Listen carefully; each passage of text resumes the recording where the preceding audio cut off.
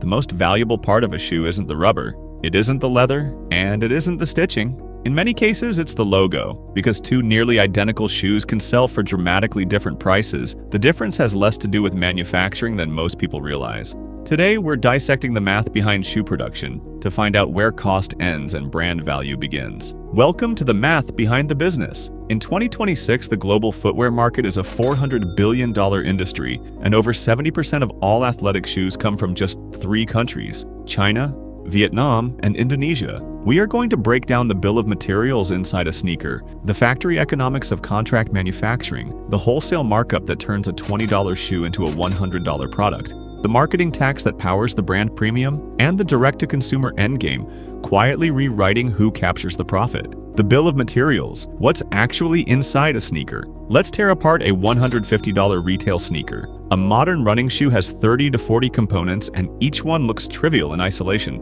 The component math: upper, engineered mesh or knit, $2.20. Midsole, EVA or polyurethane foam, $4.50. Outsole, rubber, $1.80. Laces, eyelets, tongue, collar foam, heel counter, adhesives, insole, $3.40. Packaging, box, tissue paper, 90 cents. Total materials, roughly $12.80. The labor cost: a skilled factory worker in Vietnam earns $1.50 to $2.20 per hour. Assembly takes 20 to 25 minutes of direct labor per pair. Direct labor per pair, 60 cents to 90 cents. Factory overhead: machinery, electricity, management, quality control, roughly $2 to $3 per pair. Total cost before shipping, $15.40 to $16.70. The freight math: a shipping container holds roughly 5,000 pairs. Ocean freight from Ho Chi Minh City to Los Angeles, $4,000 to $8,000 per container. Per pair shipping, 80 cents to $1.60.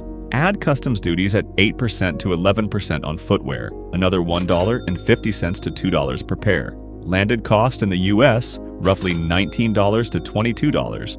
That is what it actually costs to put a $150 sneaker on American soil. The factory tiers: why some shoes cost more to make. Not every shoe lands at $20. Cost varies wildly based on where it is made. Tier 1, mass market contract manufacturing. Factories in southern China and Vietnam produce 50,000 to 500,000 pairs per model. Highest efficiency, lowest cost. This is where Nike, Adidas, and Under Armour produce core lines. Cost per pair, $15 to $25. Tier 2, premium and limited volume. Smaller factories in Taiwan, Portugal, or specialized Vietnamese facilities. Run sizes of 5,000 to 20,000 pairs. More hand finishing, more leather. Cost per pair, $35 to $70. Tier 3, boutique and craft production. Factories in Italy, Northampton, or family workshops in Spain. Run sizes of 500 to 5,000 pairs. Goodyear welted, full grain leather, hand lasting. Cost per pair, $90 to $180. This is why a $400 pair of Italian Oxfords is not a 90% margin scam the way a $200 sneaker often is. The Italian shoe actually costs $150 to make. The sneaker costs $18. The price gap is mostly real on one and mostly brand on the other. The wholesale markup: how a $20 shoe becomes a $100 shoe. A brand sells shoes to a retailer. The retailer marks them up. The customer pays retail. Each layer takes a cut. The brand's wholesale price: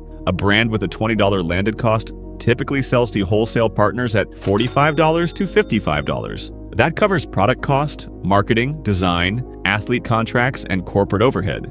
Brand gross margin: 55% to 65%. The retail markup: the retailer doubles the wholesale price. Industry standard is a 2 times to 2.2 times keystone markup. A $50 wholesale shoe becomes a $100 retail shoe. Retailer gross margin: roughly 50%, but that 50% has to pay rent, staff, inventory shrinkage, marketing, and profit. Retailers run on 4% to 8% net margin. The expensive shoe is not expensive because the retailer is greedy. It is expensive because the physical retail model requires a 2 times markup just to exist. The online disruption: when a brand sells directly through its own website, it captures both margins. That $50 wholesale becomes a $100 direct sale, and the brand now makes $80 in gross profit instead of $30. This is why every major footwear brand has spent the last decade pushing direct to consumer. Nike's direct business crossed $20 billion annually because of this single math shift. Cut out the retailer, and your gross profit nearly triples.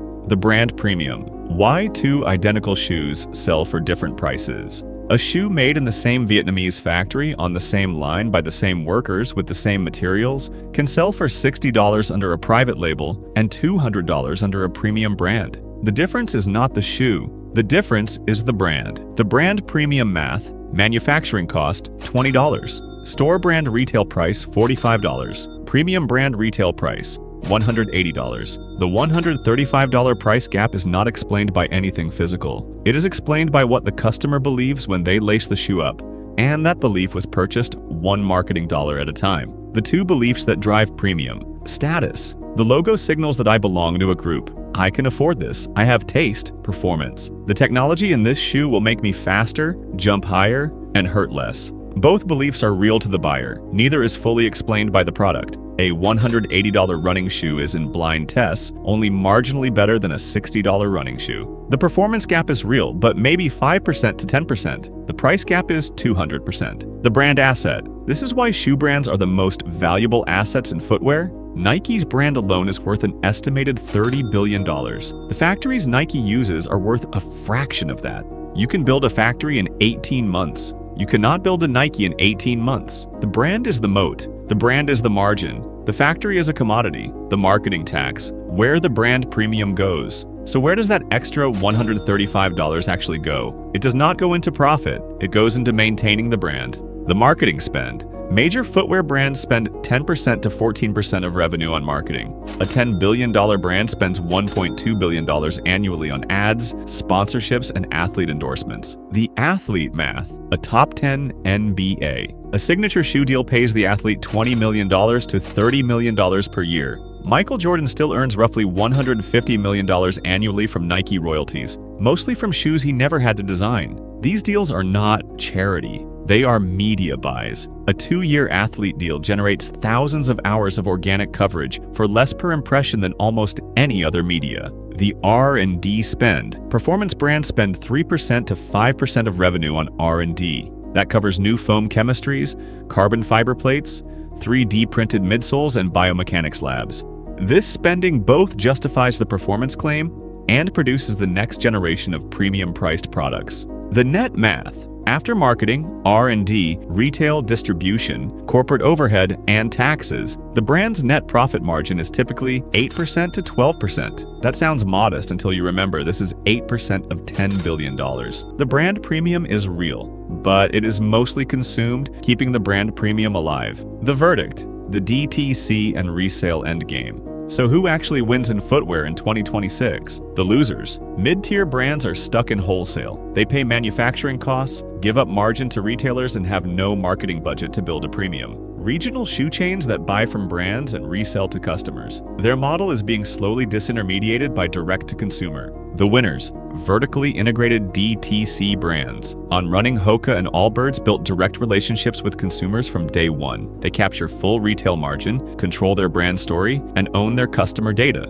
On Running IPO'd at a $6 billion valuation, despite having a fraction of Nike's revenue. The limited drop resale engine. The most fascinating profit pool in footwear today is not at the brand, it is in the secondary market. A $220 Nike Dunk that sells out in 3 minutes can resell for $600 the same afternoon. StockX has processed billions in gross merchandise volume. Brands have figured out that artificial scarcity generates more brand heat than any ad campaign. The resale markup is captured by individuals and platforms. Not the brand, but the brand benefits from the cultural relevance that drives full-price sales on the rest of the catalog. The private label operators, Costco, Decathlon, and Target, have realized that factory math is the same for everyone. They commission shoes from the same Vietnamese factories, skip the marketing tax, and sell at $40 what would cost $140 under a premium label. Their margins are lower per pair, but their capital efficiency is dramatically higher because they spend almost nothing on brand. The cost of a shoe is a number you can calculate in 30 minutes.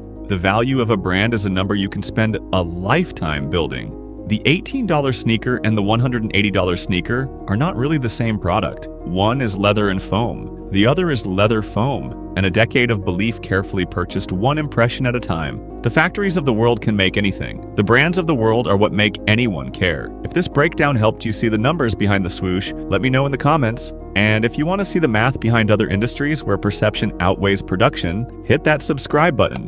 We have a lot more to uncover.